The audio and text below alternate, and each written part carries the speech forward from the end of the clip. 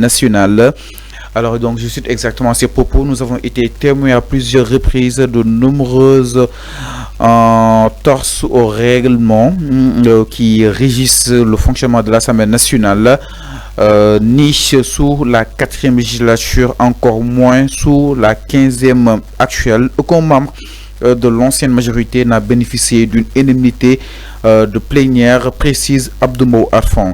En tout cas, qui n'a jamais que modi Aïssata Tall Arfan mi chargé qui n'a jamais que modi le président de l'Assemblée nationale di El Malick Ndiaye nga jàpp na ne nag jamono ji ak ni Assemblée nationale di daal di doxee d'accorduñ ci naka na ko daal di jàngatee par rapport ak li nga xam ne modi justement la sortie bu Aïssata Tall dem gis na ko waa APR. Aïssata Tall parfois da ngay ne lan moo ko animé day wax waxet. waxul waxet. si wax naa la wax yooyu da ko waxoon pour dérailler déedéet wax naa la pour day wax waxet. Aïssata Tall day wax waxet moom moo fi taxawoon barku démb di xalamal président assemblée nationale mu ñëwaat comme dañoo organiser point de presse devant les caméras on veut faire plaire aux membres de APR mu wax ce qu'elle a dit mais gis nga état dafa am lu muy doxee yow boo nee réforme yi ñuy def assemblée nationale ci Moustapha Niasse la commencé mais mën na commencé ci Moustapha Niasse te réalisé wu ko kan moo ko réalisé El Malick Ndiaye moo ko réalisé le mérite revient à celui qui a réalisé le projet c'est pas celui qui a écrit le projet xaw ma ndax comprendre nga li may wax la réalisation est beaucoup plus importante. La réalisation est beaucoup plus importante. Mais il faut comprendre que l'État, c'est une continuité mais exactement. Il faut le comprendre. Mais ñoom loolu la ñu xamul. boo xamee ni mais c'est le projet. dama ne mën nañ ko bàkku mais ñoom projet Ablaye Wade la ñu jël. Ah oui. projet Ablaye Wade la ñu jël. non PSE. le stade de Diamniadio c'est un projet de Ablaye Wade. Fallou yow tu n'es même pas journaliste. Parce que tu oublies vite. Attends. Le stade Ablaye Wade de Diamniadio, c'est un projet de Ablaye Wade. L'autoroute à péage. L'autoroute à péage. S'il te plaît. Tant que l'autoroute à péage, c'est un projet de Ablaye Wade. Non, arrête tes jugements que je suis pas un journaliste. L'aéroport Blaise Diagne. Non, arrête. L'aéroport Blaise Diagne. L'aéroport Blaise Diagne de Diamniadio. L'aéroport de Blaise Diagne de Diass. C'est un projet de Ablaye Wade. L'aéroport. Ablaye Wade moo initié projet boobu ba commencé ko. Donc dama lay citer beaucoup de projets. Même l'autoroute à péage boobu Ila Touba xam nga Macky Sall moo ko réalisé mais c'est un projet de Ablaye Wade. jàpp ni question yi may laaj. ñoom ñëpp lu ñuy wax gis nga lu ñuy wax. gis nga lu ñuy wax. amul benn sens il faut ma leeral dara amul benn sens. il faut ma yow amoo fi looy leeral. il faut ma leeral dara jàppal ni question yi may laaj lépp maa la ko gën a xam. li tax ma la koy relancer pour nga leeral téléspectateur yi. xamoo fi dara non jàppal ni laaj may laaj nii maa la ko gën a xam. xamoo fi dara li tax ma la koy laaj pour nga leeral téléspectateur yi parce que rôle boobu nga fi toogee rôle laaj laa fi toogee concrètement. mais yow ci défendre des positions da ngay toog nga ne déedéet loolu amul. non c'est pas dit amul. dem ba dama lay bàyyi nga wax. tu poses la question quand les gens développent il faut leur laisser développer. Non arrête ces jugements de valeur quand même. Non tu le fais. ñu waxtaanee ko si jàmm ñu jeexalee ko si jàmm concrètement c'est ça. gis nga Fallou quand il boy débattre boy orienter débat. Quand il pose une question il faut laisser les gens développer. C'est ton problème, c'est ça. Man dang may laajaat yow damay laaj nga laajaat. Non. C'est pas comme ça qu'on relance une personne. Mais gis nga une personne balaa nga koy relancer. da nga koy bàyyi mu joxe xalaatam ba pare. nga relancer ko mu dem. Mais yow tu poses une question moi je développe. Tu reviens pour dire que déedéet. Revenons à nos mots et tons. Sois sérieux quand même Fallou. Revenons à nos mots et tons. Alors da nga jàpp ni Assemblée nationale ña ko fa def. mooy waa APR justement waa Pastef ñëw jël boobu de projet indi ko muy dox da nga jàpp ne aussi état continuité la avant mais waa APR tamit am nañ droit peut-être ñëw ni que ni lii ñoo ko fi tegoon moo tax ñoom ñoo continuer ko concrètement. réaliser wuñu ko je parlais de ça. dama ne réaliser wuñu ko je parlais de ça en fait. dama ne réaliser wuñu ko. ne projet vote électronique bi ñoom ñoo ko fa tegoon. dama ne réaliser wuñu ko. yow ban 15e législative nañu gis vote électronique. léegi da ngay ne kan moo ko andi. ñoom ñoo ko fa tegoon ñu ne. dama ne ko utiliser wu woon. dama ne. Fallou gis nga teg dara ak réaliser dara du benn. man tey su ma tegee brique fii dinaan damay tabax bâtiment ma teg brique ba pare dem. dama teg brique mais ki ñëw tabax bâtiment bi ba mu taxaw moom la ñu ne moom moo ko tabax. loolu mooy continuité. boo nee woy projet de réforme assemblée nationale ci Moustapha Niasse la commencé alors Moustapha Niasse dafa teg brique réaliser wu ko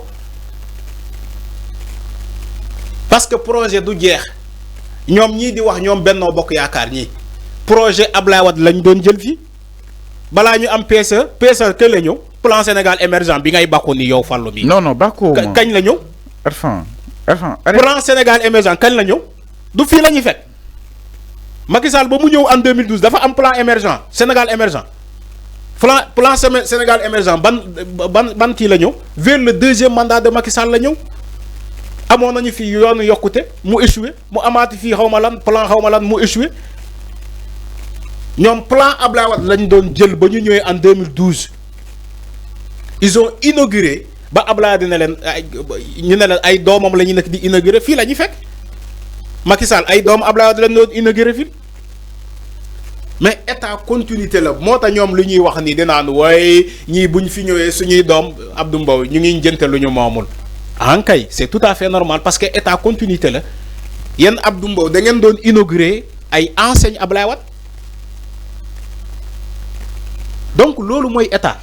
ñii bu ñu fi wàccee ñii bu ñu wàccee beneen président buy ñëw day continuer di inaugurer ñoom tamit seen réalisation wala day jël seen projet di continuer ba keroog bu muy am projet loolu mooy état continuité la. mais enfin ñoom ñeneen sur les prêts Tabaski et Korité le groupe Takku Wallu dira avoir renoncé à cette proposition ñoom dañ ko bañ bëgguñu ko dañoo renoncer justement à cette proposition parce que dañoo jàpp ni y a d'autres urgences yu ñu war a régler que ñu nekk ci ay Tabaski ak Korité léegi boo jëm ci xaalis bi nga xam ni itam ñoom déjà am nañ ko parce que seen SRR permettre na leen ko nañ ko jox askan wi ko soxla naka na ko daal di jàngatee. mais ñoo loolu seen xalaat la pourquoi ñoom waxuñu ko. ah loolu leen wax démb. xanaa tey lañ koy wax tey lañ ko wax Tabaski kañ la jàll. il a fallu que Guy Marius Sagna wax lu mel noonu gis nga opposition tapale il faut arrêter ça. yow bu fekkee yow loolu xam nga ko lu tax waxoo ko balaa Guy Marius Sagna di ko wax si lii mooy opposition Sénégal ah toujours c'est le pouvoir qui prête le flanc ñoom lu ñu war a opposer bu Guy Marius Sagna waxuloon lii. c'est le pouvoir qui a prêté le flanc. mais c'est le pouvoir. Guy Marius Sagna donc la sortie de Guy. mais loolu la Guy Marius Sagna moo def sortie moo tax ñoom Benno Bokk Yaakaar di wax lii pourquoi ñoom waxuñu ko bien avant te xam ko balaa Guy Marius Sagna di ko wax. lii mooy opposition tapale man je suis d'accord opposition mu am opposition basée sur loo xamante ne lu fort la lu dëgër.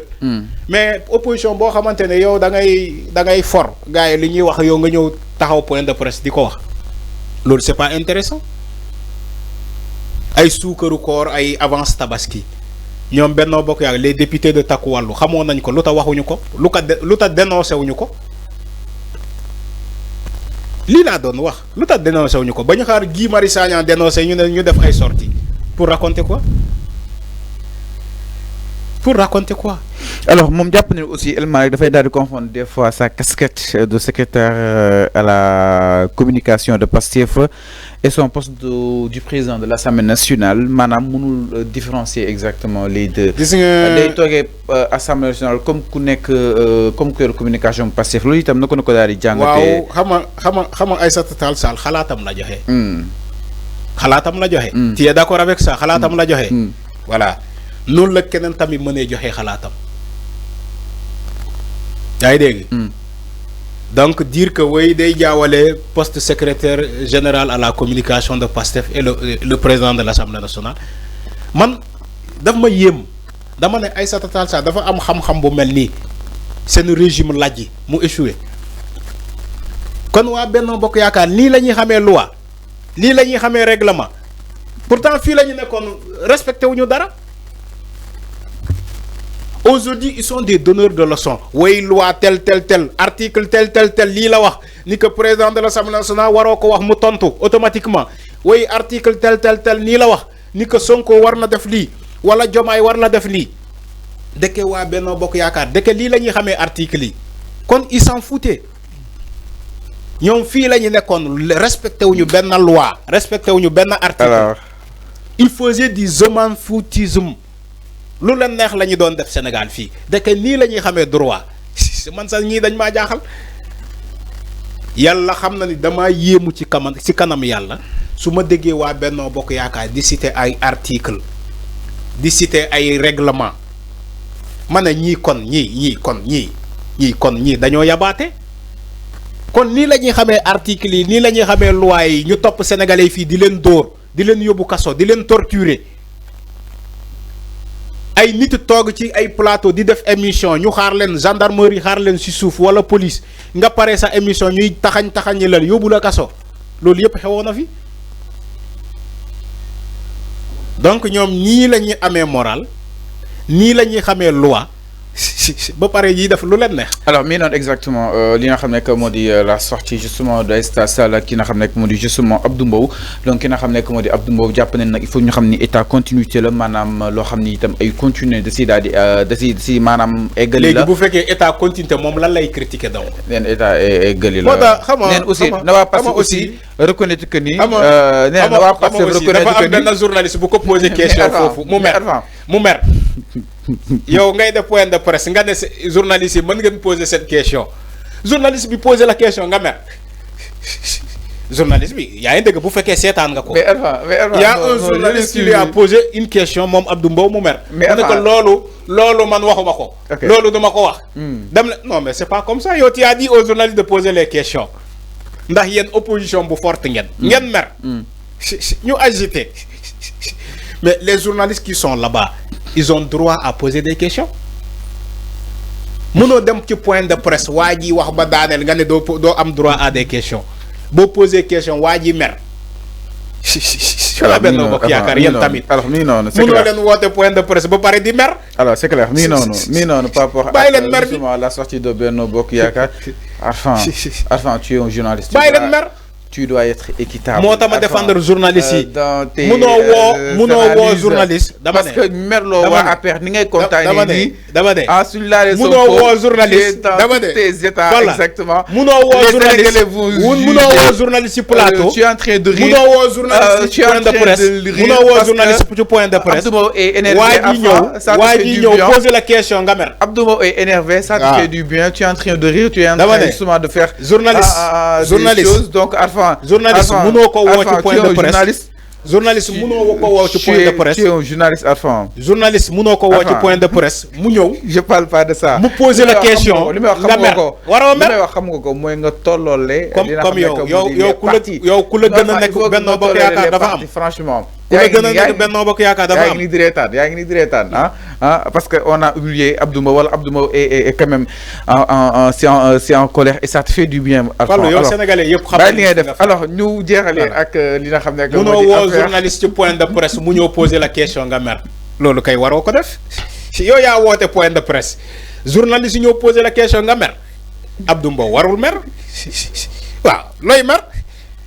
yéen a ne Sonko na bàyyi meram na bàyyi eenam di wax yenn dëkk nii la neexul yow nga ne chaque jour boo xëyee di wax ay haine avec haine ci Ousmane Sonko Abdou Mbow buy wax ci Sonko sax day saxaar. mais Sonko da ngay gis kanam bi muy saxaar Sonko daa war a kontaan. Abdou Mbow buy wax ci Sonko da ngay gis kanam bi saxaar. mais Sonko daa war a kontaan yow nga ñëw journaliste poser la benn question nga mer. mais Sonko daa war a xàppi premier ministre la dafa war a féex.